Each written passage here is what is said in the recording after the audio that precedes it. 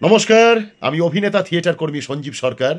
আপনাদের সকলকে নতুন বছরের প্রাণ ভরা শুভেচ্ছা জানাই, আর সেই সঙ্গে একটা আনন্দের খবর দিই, বিশেষ করে মালদহ জেলার যারা অভিনয় ইন্টারেস্টেড তাদের জন্যে। হ্যাঁ, গ্রিন হাউস এন্টারটেনমেন্ট ভেঞ্চার্স একটি অভিনয় প্রশিক্ষণ শিবিরের আয়োজন করেছে। আসলে এই প্রশিক্ষণ শিবির আর 5টা প্রশিক্ষণ শিবিরের মতো নয়। ওরা একটি প্রোডাকশন হাউস। ওরা ছবি বানায়, ওয়েব সিরিজ বানায়, নানান রকমের শর্ট ফিল্ম বানায়।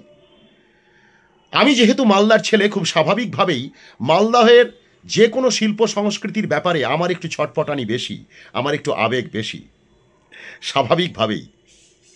তাই এই প্রশিক্ষণ শিবিরে আমি উপস্থিত থাকছি আগামী 8 তারিখ, 8ই ফেব্রুয়ারি এবং 9ই ফেব্রুয়ারি, এই দুদিন মালদহ শহরে, একেবারে শহরের মধ্যস্থলে ইংলিশ বাজার, সেখানেই ওরা এই আয়োজন করেছে।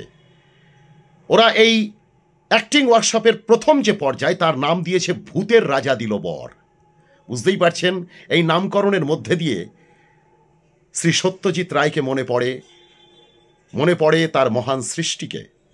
খুব স্বাভাবিকভাবেই আমার আবেদন আপনাদের সকলের কাছে, বিশেষ করে মালদহ জেলার এবং জেলা সংলগ্ন ওই সমস্ত অঞ্চলের যারা মানুষজন আছেন, ছাত্রছাত্রীরা রয়েছ, তোমাদের সকলের কাছে আমার ভালোবাসার দাবি যে তোমরা যদি অভিনয় ইন্টারেস্টেড হও তাহলে অবশ্যই এই ওয়ার্কশপটাতে জয়েন করো। আমি থাকব 8ই ফেব্রুয়ারি এবং 9ই ফেব্রুয়ারি, এই দুদিন। আমি এবং শ্রী কমল চট্টোপাধ্যায়, তিনিও থিয়েটারের একজন খুব দক্ষ অভিনেতা, তিনিও থাকবেন। আসলে অভিনয় বিভিন্ন মিডিয়ামে কীরকম হয়, তার কি কোনো তফাৎ আছে নাকি নেই? আমি বলবো আছে। কেন আছে সেগুলো জানতেই আমি সেদিন উপস্থিত থাকব 8 তারিখ, 8ই ফেব্রুয়ারি, শনিবার। তোমরা সবাই এসো।